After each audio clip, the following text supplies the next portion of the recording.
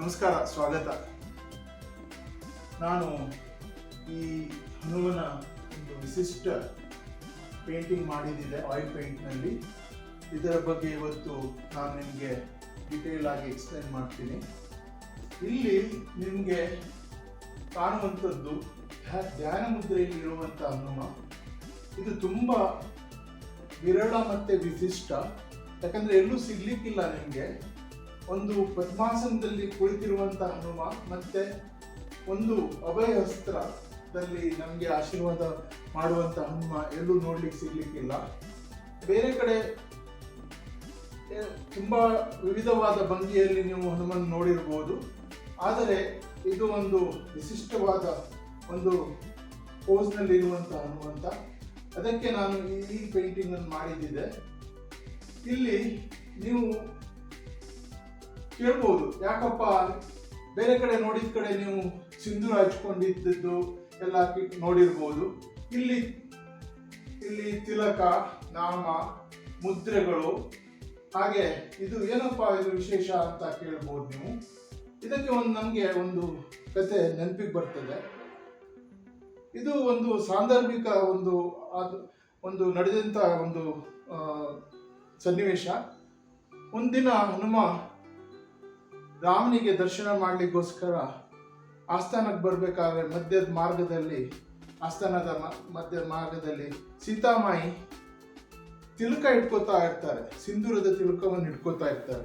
ಆಗ ಹನುಮಂತ ಕೇಳಿದ ಪಕ್ಷದಲ್ಲಿ ಸೀತಾಮಾತೆ ಹೇಳ್ತಾಳೆ, ಈ ಸಿಂಧೂರ ರಾಮನಿಗೆ ತುಂಬಾ ಪ್ರೀತಿ, ಅದಕ್ಕೆ ನಾನು ಇಟ್ಕೋತಾ ಇದ್ದೀನಿ ಅಂತ ಹೇಳ್ಬಿಟ್ಟು ಹೇಳಿದ ಪಟ್ಟಲ್ಲಿ ಮರುದಿನ ಹನುಮ ಆಸ್ಥಾನಕ್ಕೆ ಬರಬೇಕಾದ್ರೆ ಇಡೀ ಮುಖ ಮೈ ದೇಹಕ್ಕೆ ಎಲ್ಲ ಸಿಂಧೂರವನ್ನು ಬಳಸ್ಕೊಂಡು ರಾಮನಿಗೆ ಇಷ್ಟ ಅಂತ ಬರ್ತಾನೆ.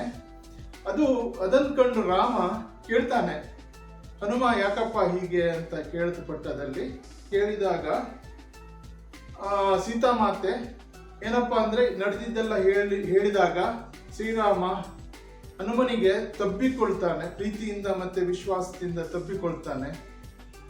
ಅದು ಒಂದು ಸನ್ನಿವೇಶ.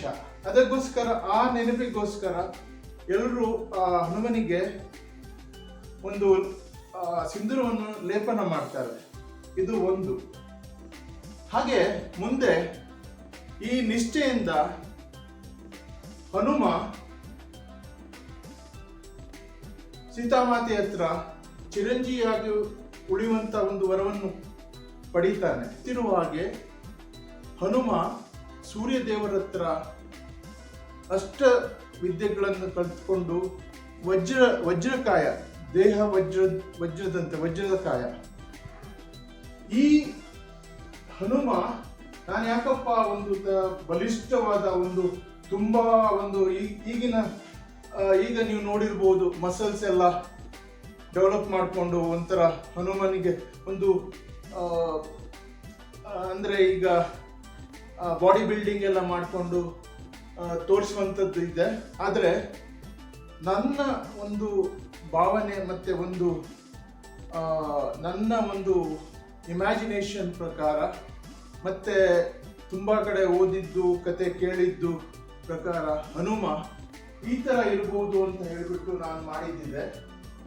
ಯಾಕಪ್ಪ ಅಂದ್ರೆ ಅವನು ನಿಜವಾಗ್ಲೂ ಒಂದು ವಜ್ರಕಾಯ, ಅವನಿಗೆ ಒಂದು ಮಸಲ್ಸ್ ಎಲ್ಲ ಬಿಲ್ಡಪ್ ಮಾಡಿ ತೋರಿಸ್ಬೇಕಂತದ್ದೇನೂ ಇಲ್ಲ. ಆದ್ರೂ ನಿಮ್ಗೆ ಇಲ್ಲಿ 6 ಪ್ಯಾಕ್ಸ್ ಎಲ್ಲ ಕಾಣುವಂಥದ್ದಿದೆ. ಹಾಗೆ ನಾವು ಹನುಮನ ಹತ್ರ ಕಲಿಬೇಕಾದದ್ದು ತುಂಬಾ ಇದೆ. ಮಹತ್ವವಾದದ್ದು ಭಕ್ತಿ, ಶ್ರದ್ಧೆ, ನಿಷ್ಠೆ ಮತ್ತು ಆದೇಶ ಪಾಲನೆ ಮತ್ತೆ ತುಂಬಾ ಇದೆ. ಅದು ನಾನು ಹೇಳಲಿಕ್ಕೆ ಹೋಗೋದಿಲ್ಲ. ಈ 2 ಮಾತನ್ನು ಮುಗಿಸ್ತೀನಿ. ಈ ಪಿಕ್ಚರ್ ಅನ್ನು ನಿಮ್ಗೆ ಆಲ್ರೆಡಿ ನಾನು ಹತ್ತಿರದಿಂದ ತೋರಿಸಿದ್ದಿದೆ. ಇದು ಒಂದು ಇದರಲ್ಲಿ ನೋಡ್ಬೇಕಾದ್ರೆ ನೀವೆಲ್ಲೂ ಈ ಕಡೆ ಬಂದರೂ ನಿಮ್ಗೆ ನೋಡುವ ಹಾಗೆ ಕಾಣ್ತದೆ. ಹಾಗೆ ಯಾವ ಕಡೆ ಹೋದ್ರೂ ಆ ಒಂದು ದೃಷ್ಟಿ ನಮ್ಮ ಮೇಲೆ ಬಿದ್ದಿರುವ ಹಾಗೆ ಕಾಣುವಂಥದ್ದು ನಾನಿಲ್ಲಿ ಪ್ರತಿಬಿಂಬಿಸಿದ್ದೀನಿ. ಈ 2 ಮಾತನ್ನು ಹೇಳಿಬಿಟ್ಟು ನಾನು ಮುಗಿಸ್ಪ ಅಂತ ಹೇಳಿದ್ರೆ, ಹನುಮ ಎಲ್ಲಿರ್ತಾನೋ ಅಲ್ಲಿ ರಾಮ ಇರ್ತಾನೆ. ಹರೇ ರಾಮ ರಾಮ ರಾಮ ಹರೇ ಹರೇ, ಹರೇ ಕೃಷ್ಣ ಕೃಷ್ಣ ಕೃಷ್ಣ ಹರೇ ಹರೇ.